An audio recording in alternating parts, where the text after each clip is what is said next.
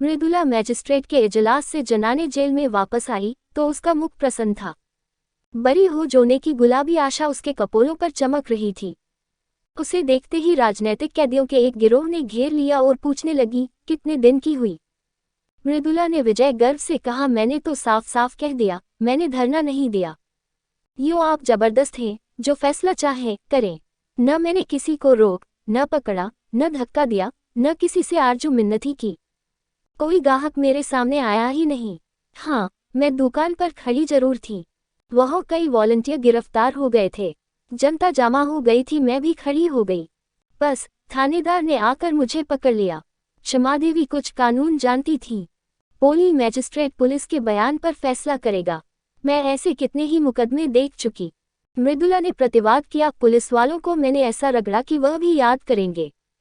मैं मुकदमे की कार्रवाई में भाग न लेना चाहती थी, लेकिन जब मैंने उनके गवाहों सरासर झूठ बोलते देखा तो मुझसे जब्त न हो सका।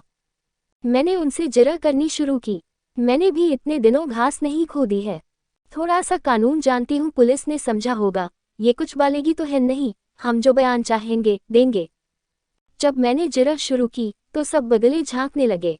मैंने तीनों गवाहों को झूठा साबित कर दिया। उस समय जाने कैसे मुझे चोट सूझती गई। मैजिस्ट्रेट ने थानेदार को 2-3 बार फटकार भी बताई। वह मेरे प्रश्नों का उल जलूल जवाब देता था तो मैजिस्ट्रेट बोल उठता था, वह जो कुछ पूछती है उसका जवाब दो, फजूल की बातें क्यों करते हो। तब मियाँ जी का मुंह जरा सा निकल आता था। मैंने सबों का मुंह बंद कर दिया। अभी साहब ने फैसला तो नहीं सुनाया, लेकिन मुझे विश्वास है बरी हो जाऊंगी। मैं जेल से नहीं डरती, लेकिन बेवकूफ़ भी नहीं बनना चाहती। वहाँ हमारे मंत्री जी भी थे और बहुत सी बहनें थीं। सब यही कहती थी, तुम छूट जाओगी। महिलाएं उसे द्वेष भरी आंखों से देखती हुई चली गई। उनमें किसी की मियाद साल भर की थी, किसी की 6 मास की। उन्होंने अदालत के सामने जबान ही न खोली थी। उनकी नीति में यह अर्धम से कम न था। मृदुल पुलिस से जिरह करके उनकी नज़रों में गिर गई थी। सजा हो जाने पर उसका व्यवहार क्षम्य हो सकता था, लेकिन बरी हो जाने में तो उसका कुछ प्रायश्चित ही न था। दूर जा एक देवी ने कहा, इस तरह तो हम लोग भी छूट जाते। हमें तो ये दिखाना है, नौकरशाही से हमें न्याय की कोई आशा ही नहीं। दूसरी महिला बोली, ये तो क्षमा मांग लेने के बराबर है। गई तो थी धरना देने, नहीं दुकान पर जाने का काम ही क्या था। वॉलंटियर गिरफ्तार हुए थे आपकी बला से, आप वहां क्यों गई? मगर अब कहती है, मैं धरना देने गई ही नहीं। ये क्षमा मांगना हुआ साफ। तीसरी देवी मुंह बनाकर बोली, जेल में रहने के लिए बड़ा कलेजा चाहिए। उस वक्त तो वाह वाह लूटने के लिए आ गई, अब रोना आ रहा है। ऐसी स्त्रियों को तो राष्ट्रीय कामों के नगीच ही न आना चाहिए। आंदोलन को बदनाम करने से क्या फायदा। केवल क्षमा देवी अब तक मृदुला के पास चिंता में डूबी खड़ी थी। उन्होंने एक उद्दंड व्याख्यान देने के अपराध में साल भर की सजा पाई थी। दूसरे जिले से 1 महीना हुआ यहाँ आई थी। अभी मियाद पूरी होने में 8 महीने बाकी थे। यहाँ की 15 कैदियों में किसी से उनका दिल न मिलता था। जरा सी बातों के लिए उनका आपस में झगड़ना, बनाव सिंह की चीजों के लिए लेडीवादरों की खुशामदी करना, घर वालों से मिलने के लिए व्यग्रता दिखलाना उसे पसंद न था। वही कोत्सा और कन्फुस्की जेल के भीतर भी थी। वह आत्माभिमान जो उसके विचार में एक पॉलिटिकल कैदी में होना चाहिए, किसी में भी न था। क्षमा उन सबों से दूर रहती थी। उसके जाति प्रेम का वारापार न था। इस रंग में पगी हुई थी, पर अन्य देवियों उसे घमंडन समझती थी और उपेक्षा का जवाब उपेक्षा से देती थी। मृदुला को हिरासत में आए 8 दिन हुए थे। इतने ही दिनों में क्षमा को उससे विशेष स्नेह हो गया था। मृदुल में वह संकीर्णत और ईर्ष्या न थी, न निंदा करने की आदत, न श्रृंगार की धुन, न भद्दी दिल्लगी का शौक। उसके हृदय में करुणी थी, सेवा का भाव था, देश का अनुराग था, क्षमा न सोचा था। इसके साथ 6 महीने आनंद से कट जाएंगे, लेकिन दुर्भाग्य यहाँ भी उसके पीछे पड़ा हुआ था। कल मृदुल यहाँ से चली जाएगी, फिर अकेली हो जाएगी। यहाँ ऐसा कौन है जिसके साथ घड़ी भर बैठकर अपना दुख दर्द सुनेगी, देश चर्चा करेगी। यह तो सभी के मिजाज आसमान पर हैं। मृदुला ने पूछा, तुम्हें तो अभी 8 महीने बाकी है बहन। क्षमा ने हसरत के साथ कहा, किसी न किसी तरह कट ही जाएंगे बहन, पर तुम्हारी याद बराबर सताती रहेगी। इसी 1 सप्ताह के अंदर तुमने मुझे पर न जाने से क्या जादू कर दिया। जब से तुम आई हो मुझे जेल न मालूम होता था। कभी कभी मिलती रहना। मृदुला ने देखा, क्षमा की आंखें दबाई हुई थीं। धाधसा देती हुई बोली, जरूर मिलूंगी दीदी, मुझसे तो खुद न रहा जाएगा, भान को भी लाऊंगी, कहूंगी चल तेरी मौसी आई है, तुझे बुला रही है, दौड़ा हुआ आएगा। अब तुमसे आज कहती हूँ बहन, मुझे यहाँ किसी की याद थी तो भान की। बेचारा रोया करता होगा, मुझे देखकर रूठ जाएगा। तुम कहाँ चली गई, मुझे छोड़कर क्यों चली गई? जाओ, मैं तुमसे नहीं बोलता, तुम मेरे घर से निकल जाओ। बड़ा शैतान है बहन, क्षण भर निचला नहीं बैठता, सवेरे उठते ही गाता है, झन्ना उमता ले अमाला, छोलाज का मंदिर देल में है। जब एक झंडी कंधे पर रखकर कहता है, ताली छलाब पानी हलाम है, तो देखते ही बनता है।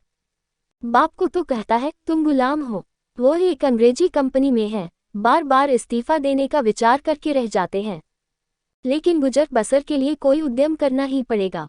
कैसे छोड़े, वो तो छोड़ बैठे होते। तुमसे सच कहती हूँ, गुलामी से उन्हें घृणा है, लेकिन मैं ही समझती रहती हूँ बेचारे कैसे दफ्तर जाते होंगे, कैसे भान को संभालते होंगे। सास जी के पास तो रहता ही नहीं, वो बेचारी बुली, उसके साथ कहाँ कहो दौड़े। चाहती है कि मेरी गोद में दबक कर बैठा रहे, और भान को कैसे चिढ़ है। अम्मा मुझ पर बहुत बिगड़ी थी, बस यही डर लग रहा है, मुझे देखने एक बार भी नहीं आए। कल अदालत में बाबूजी मुझसे कहते थे तुमसे बहुत खफा है। 3 दिन तक तो दाना पानी छोड़े रही, इस छोकरी ने कुल मर्जाद डूबा दी, खानदान में दाग लगा दिया। कलमुही न जाने क्या क्या बकती रही, मैं उनकी बातों को बुरा नहीं मानती, पुराने जमाने की है उन्हें, कोई चाहे कि आकर इन लोगों में मिल जाएं, तो उसका अन्याय है। चल कार मनाना पड़ेगा, बड़ी मिन्नतों से मानेंगी, कल ही कथा होगी, देख लेना। राहरान खाएंगे, बिरादरी जमा होगी, जेल प्रायश्चित तो करना ही पड़ेगा।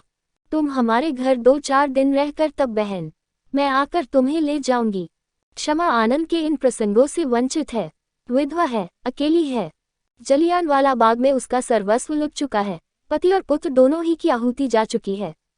अब कोई ऐसा नहीं जिसे वह अपना कह सके, अभी उसका हृदय इतना विशाल नहीं हुआ है कि प्राणी मात्र को अपना समझ सके।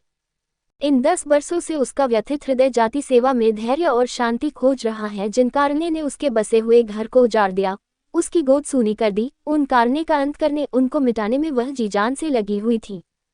बड़े से बड़े बलिदान तो वह पहले ही कर चुकी थी, अब अपने हृदय के सिवाय उसके पास होम करने को और क्या रह गया था। औरों के लिए जाति सेवा सभ्यता का एक संस्कार हो या यशोपार्जन का एक साधन, क्षमा के लिए तो ये तपस्या थी, और वह नारीत्व की सारी शक्ति और श्रद्धा के साथ उसी साधना में लगी हुई थी। लेकिन आकाश में उड़ने वाले पक्षी को भी तो अपने बसेरे की याद आती ही है, क्षमा के लिए वह आश्रय कहाँ था। यही वह अवसर थे जब क्षमा भी आत्मसंवेदना के लिए आकुल हो जाती थी। यहाँ मृदुल को पाकर वह अपने को धन्य मान रही थी, पर यह छां भी इतनी जल्दी हट गई। क्षमा ने व्यथित कंठ से कहा, यहाँ से जाकर भूल जाओगी मृदुला, तुम्हारे लिए तो रेलगाड़ी का परिचय है और मेरे लिए तुम्हारे वादे उसी परिचय के वादे हैं। कभी भेंट हो जाएगी तो या तो पहचानोगी ही नहीं, या जरा मुस्कुराकर नमस्ते करती हुई अपनी राह चली जाओगी। यही दुनिया का दस्तूर है, अपने रोने से छुट्टी ही नहीं मिलती, दूसरों के लिए कोई क्यों कर रहा है। तुम्हारे लिए तो मैं कुछ नहीं थी, मेरे लिए तुम बहुत अच्छी थी, मगर अपने प्रियजनों में बैठकर कभी कभी इस अभागिनी को जरूर याद कर लिया करना। भिखारी के लिए चुटकी भर आटा ही बहुत है। दूसरे दिन मैजिस्ट्रेट ने फैसला सुना दिया, मृदुल बरी हो गई। संध्या समय वह सब बहनों से गले मिलकर रोकर रुलाकर चली गई, मानो मैके से विदा हुई हो। 2-3 महीने बीत गए, पर मृदुल एक बार भी न आई, और कैदियों से मिलने वाले आते रहते थे, किसी किसी के घर से खाने पीने की चीजें और सौगातें आ जाती थी, लेकिन क्षमा का पूछने वाला कौन बैठा था। हर महीने के अंतिम रविवार को प्रातःकाल से ही मृदुल की बात जोहने लगती।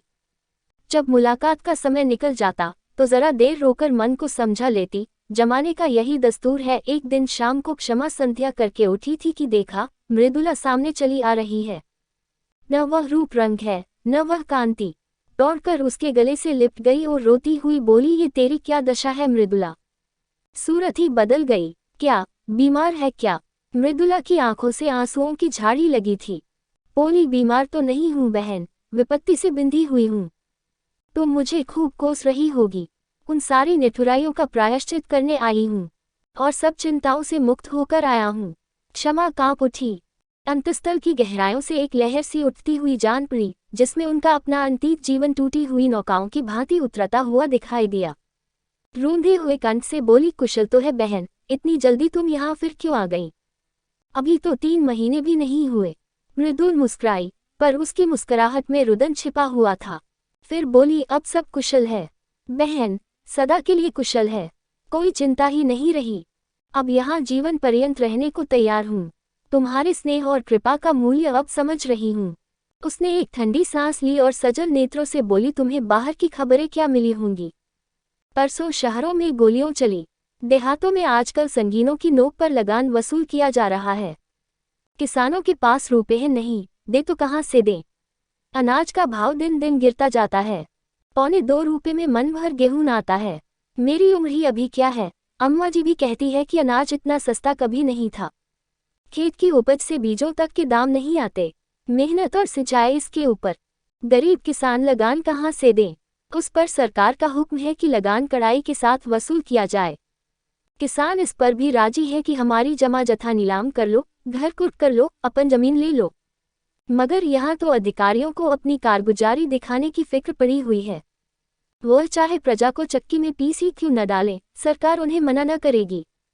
मैंने सुना है कि वह उल्टे और शाह देती है। सरकार को तो अपने कर से मतलब है, प्रजा मरे या जिए उससे कोई प्रयोजन नहीं। अक्सर जमींदारों ने तो लगान वसूल करने से इनकार कर दिया है। अब पुलिस उनकी मदद पर भेजी गई है। भैरवगंज का सारा इलाका लूटा जा रहा है। मरता क्या न करता, किसान भी घर बार छोड़ छोड़कर भागे जा रहे हैं। एक किसान के घर में घुसकर कई कांस्टेबलों ने उसे पीटना शुरू किया। बेचारा बैठा मार खाता रहा, उसकी स्त्री से न रहा गया। शामक की मारी कांस्टेबलों का कुवचन कहने लगी। बस एक सिपाही ने उसे नंगा कर दिया। क्या कहूं बहन, कहते शर्म आती है। हमारा ही भाई इतनी निर्दयता करे, इससे ज्यादा दुख और लज्जा की और क्या बात होगी। किसान से जबत न हुआ, तभी पेट भर गरीबों को खाने को तो मिलता ही नहीं। इस पर इतना कठिन परिश्रम, न देह में बल है न दिल में हिम्मत, पर मनुष्य का हृदय ही तो ठहरा। बेचारा बेदम पड़ा हुआ था। स्त्री का चिल्लाना सुनकर उठ बैठा और उस दुष्ट सिपाही को धक्का देकर जमीन पर गिरा दिया। फिर दोनों में कुश्तम कुश्ती होने लगी। एक किसान किसी पुलिस के आदमी के साथ इतनी बेअदबी करे, इसे भला वह कहीं बर्दाश्त कर सकती है? सब कांस्टेबलों ने गरीब को इतना मारा कि वह मर गया। क्षमा ने कहा, गौ के और लोग तमाश देखते रहे होंगे। मृदुल तीव्र कंठ से बोली, बहन, प्रजा की तो हर तरह से मरण है। अगर 10-20 आदमी जमा हो जाते तो पुलिस कहती हमसे लड़ने आए हैं, डंडे चलाने शुरू करती, और अगर कोई आदमी क्रोध में आकर एक आध कंकड़ फेंक देता तो गोलियां चला देती। 10-20 आदमी भुन जाते, इसलिए लोग जमा नहीं होते। लेकिन जब वह किसान मर गया तो गांव वालों को तैश आ गया। लाठियां ले लेकर दौड़ पड़े और कांस्टेबलों को घेर लिया। संभव है 2-4 आदमियों ने लाठियां चलाई भी हो। कांस्टेबलों ने गोलियां चलानी शुरू की। 2-3 सिपाहियों को हल्की चोटें आई। उसके बदले में 12 आदमियों में जाने ले ली गई और कितनों ही के अंग कर दिए गए। इन छोटे छोटे आदमियों को इसलिए तो इतने अधिकार दिए गए हैं कि उनका दुरुपयोग करें। आधे गौ का कत्लेआम करके पुलिस विजय के नगाड़े बजाती हुई लौट गई। गौ वालों की फरियाद कौन सुनता? गरीब है, अपंग है, जितने आदमियों को चाहो मार डालो। अदालत और हाकिमों से तो उन्होंने न्याय की आशा करना ही छोड़ दिया। आखिर सरकार ही ने तो कांस्टेबलों को यह मुहिम सर करने के लिए भेजा था। वह किसानों की फरियाद क्यों सुनने लगी? मगर आदमी का दिल फरियाद करने के बगैर नहीं मानता। गांव वालों ने अपने शहरों के भाइयों से फरियाद करने का निश्चय किया। जनता और कुछ नहीं कर सकती, हमदर्दी तो करती है। दुख कथा सुनकर आंसू तो बहाती है। दुखियारों को हमदर्दी के आंसू भी कम प्यारे नहीं होते। अगर आसपास के गांवों के लोग जमा होकर उनके साथ रो लेते तो गरीबों के आंसू पूंछ जाते। किंतु पुलिस ने उस गांव की नाकेबंदी कर रखी थी। चारों सीमाओं पर पहरे बिठा दिए गए थे। ये घाव पर नमक था, मारते भी हो और रोने भी नहीं देते। आखिर लोगों ने लाशें उठाई और शहर वालों को अपनी विपत्ति की कथा सुनाने चले। इस हंगामे की खबर पहले ही शहर में पहुंच गई थी। इन लाशों को देखकर जनता उत्तेजित हो गई और जब पुलिस के अध्यक्ष ने इन लाशों का जुलूस निकालने की अनुमति न दी तो लोग और भी झल्लाए। बहुत बड़ा जमाव हो गया। मेरे बाबूजी भी इसी दल में थे और मैंने उन्हें रोका, मत जाओ, आज का रंग अच्छा नहीं है। तो कहने लगे, मैं किसी से लड़ने थोड़े ही जाता हूँ। जब सरकार की आज्ञा के विरुद्ध जनाजा चला तो 50,000 आदमी साथ थे। उधर 500 सशस्त्र पुलिस रास्ता रोके खड़ी थी। सवार, प्यादे, सार्जेंट, पूरी फौज थी। हम निहत्थों के सामने इन नामर्दों को तलवारें चमकाते और झनकारते शर्म भी नहीं आती। जब बार बार पुलिस की धमकियों पर भी लोग न भागे तो गोलियां चलाने का हुक्म हो गया। घंटे भर बराबर फैर होते रहे, घंटे भर तक। कितने मरे, कितने घायल हुए, कौन जानता है। मेरा मकान सड़क पर है। मैं छज्जे पर खड़ी, दोनों हाथों से दिल थामे कांपती थी। पहली बार चलते ही भगदड़ पड़ गई। हजारों आदमी बदहवास भागे चले आ रहे थे। बहन, वो दृश्य अभी तक आंखों के सामने है। कितना भीषण, कितना रोमांचकारी और कितना लज्जास्पद। ऐसा जान पड़ता था कि लागों के प्राण आंखों से निकल पड़ते हैं। मगर इन भागने वालों के पीछे वीर व्रतधारियों का दल था, जो पर्वत की भांति अटल खड़ा छातियों कपक गोलियां खा रहा था और पीछे हटने का नाम न लेता था। बंदूकों की आवाजें साफ सुनाई देती थी और हरे धाया धाया के बाद हजारों गलों से जय की गहरी गगनभेदी ध्वनि निकलती थी। उस ध्वनि में कितनी उत्तेजना थी, कितना आकर्षण, कितना उन्माद। बस यही जी चाहता था कि जाकर गोलियों के सामने खड़ी हो जाऊं, हिंसत हैसते मर जाऊं। उस समय ऐसा भान होता था कि मर जाना कोई खेल है। अम्मा जी कमरे में भान को लिए मुझे बार बार भीतर बुला रही थी। जब मैं न गई तो वह भान को लिए हुए छज्जे पर आ गई। उसी वक्त 10-12 आदमी एक स्टैचर पर हृदयेश की लाश लिए हुए द्वार पर आए। अम्मा की उन पर नजर पड़ी, समझ गई, मुझे तो सकता सा हो गया। अम्मा ने जाकर एक बार बेटे का देखा, उसे छाती से लगाया, चुमा, आशीर्वाद दिया और उन्मत्त दशा में चौरास्ते की तरफ चली, जहां से अब भी धान्य और जय की ध्वनि बारी बारी से आ रही थी। मैं हतबुद्धि सी खड़ी कभी स्वामी की लाश को देखती थी, कभी अम्मा को। न कुछ बोली, न जगह से हिली, न रोई, न घबराए। मुझमें जैसे स्पंदन ही न था, चेतना जैसे लुप्त हो गई हो। क्षमा, तो क्या अम्मा भी गोलियों के स्थान पर पहुंच गई? मृदुला, हाँ, यही तो विचित्रता है बहन। बंदूक की आवाजें सुनकर कानों पर हाथ रख लेती थी, खून देखकर मूर्छित हो ताजी थी। वही अम्मा वीर सत्याग्रहियों का सफों को चीरती हुई सामने खड़ी हो गई और एक ही क्षण में उनकी लाश भी जमीन पर गिर पड़ी। उनके गिरते ही योद्धाओं का धैर्य टूट गया, व्रत का बंधन टूट गया। सभी के सिरों पर खून सा सवार हो गया। निहत्थे थे, अशक्त थे, पर हर एक अपने अंदर अपार शक्ति का अनुभव कर रहा था। पुलिस पर धावा कर दिया। सिपाहियों ने इस बार को आते देखा तो होश जाते रहे, जाने लेकर भागे, मगर भागते हुए भी गोलियां चलाते जाते थे। भान छज्जे पर खड़ा था, न जाने किधर से एक गोली आकर उसकी छाती में लगी। मेरा लाल वहीं पर गिर पड़ा, सांस तक न ली, मगर मेरी आंखों में अब भी आंसू न थे। मैंने प्यारे भान को गोद में उठा लिया। उसकी छाती से खून से के फव्वारे निकल रहे थे। मैंने उसे जो दूध पिलाया था, उसे वह खून से अदा कर रहा था। उसके खून से तर कपड़े पहने हुए मुझे वह नशा हो रहा था जो शायद उसके विवाह में गुलाल से तर रेशमी कपड़े पहनकर भी न होता। लड़कपन, जवानी और मौत, तीनों मंजिलें एक ही हिचकी में तमाम हो गई। मैंने बेटे को बाप की गोद में लेटा दिया। इतने में कई स्वन्य अम्मा जी को भी लाए। मालूम होता था लेटी हुई मुस्करा रही है। मुझे तो रोकती रहती थी और खुद इस तरह जाकर आग में कूद पड़ी, मानो वह स्वर्ग का मार्ग हो। बेटे ही के लिए जीती थी, बेटे को अकेला कैसे छोड़ती। जब नदी के किनारे तीनों लाशें एक ही चिता में रखी गईं, तब मेरा सत्ता टूटा, होश आया। एक बार जी में आया, चिता में जा बैठूं, सारा कुनबा एक साथ ईश्वर के दरबार में जा पहुंचे। लेकिन फिर सोचा, तूने अभी ऐसा कौन काम किया है जिसका इतना ऊंचा पुरस्कार मिले। बहन, चिता का लिपटों में मुझे ऐसा मालूम हो रहा था कि अम्मा जी सचमुच भान को गोद में लिए बैठी मुस्कुरा रही है और स्वामी जी खड़े मुझसे कह रहे हैं, तुम जाओ और निश्चित होकर काम करो। मुझ पर कितना तेज था, रक्त और अग्नि ही में तो देवता बसे थे। मैंने सिर उठाकर देखा, नदी के किनारे न जाने कितनी चितोएं जल रही थीं। दूर से वह चितकुली ऐसी मालूम होती थी मानो देवता ने भारत का भाग्य गढ़ने के लिए भट्टियां जलाई हों। जब चिताएं राख हो गई तो हम लोग लौटे, लेकिन उस घर में जाने की हिम्मत न पड़ी। मेरे लिए अब वह घर घर न था। मेरा घर तो अब ये है जहां बैठी हूं, या फिर वही चिता। मैंने घर का द्वार भी न खोला, महिला आश्रम में चली गई। कल की गोलियों में कांग्रेस कमेटी का सफाया हो गया था। ये संस्था बागी बना डाली गई थी। उसके दफ्तर पर पुलिस ने छापा मारा और उस पर अपना ताला डाल दिया। महिला आश्रम पर भी हमला हुआ, उस पर अपना ताला डाल दिया। हमने एक वृक्ष की छांव में अपना नया दफ्तर बनाया और स्वच्छंदता के साथ काम करते रहे। यह दीवारें हमें कैद न करी सकती थीं। हम भी वायु के समान मुक्त थे। संध्या समय हमने एक जुलूस निकालने का फैसला किया। कल के रक्तपात की स्मृति, हर्ष और मुबारकबाद में जुलूस निकालना आवश्यक था। लोग कहते हैं, जुलूस निकालने से क्या होता है? इससे ये सिद्ध होता है कि हम जीवित हैं, अटल हैं और मैदान से हटे नहीं हैं। हमें अपने हार न मानने वाले आत्माभिमान का प्रमाण देना था। हमें ये दिखाना था कि हम गोलियों और अत्याचार से भयभीत होकर अपने लक्ष्य से हटने वाले नहीं और हम उस व्यवस्था का अंत करके रहेंगे जिसका आधार स्वार्थपरता और खून पर है। उधर पुलिस ने भी जुलूस को रोककर अपनी शक्ति और विजय का प्रमाण देना आवश्यक समझा। शायद जनता को धोखा हो गया हो कि कल की दुर्घटना ने नौकरशाही का नैतिक ज्ञान जागृत कर दिया है। इस धोखे को दूर करना उसने अपना कर्तव्य समझा। वह ये दिखा देना चाहती थी कि हम तुम्हारे ऊपर शासन करेंगे, तुम्हारी खुशी या नाराजी की हमें परवाह नहीं है। जुलूस निकालने की मनाही हो गई। जनता को चेतावनी दी गई कि खबरदार जुलूस में न आना, नहीं दुर्गति होगी। इसका जनता ने वह जवाब दिया जिसने अधिकारियों की आंखें खोल दी होगी।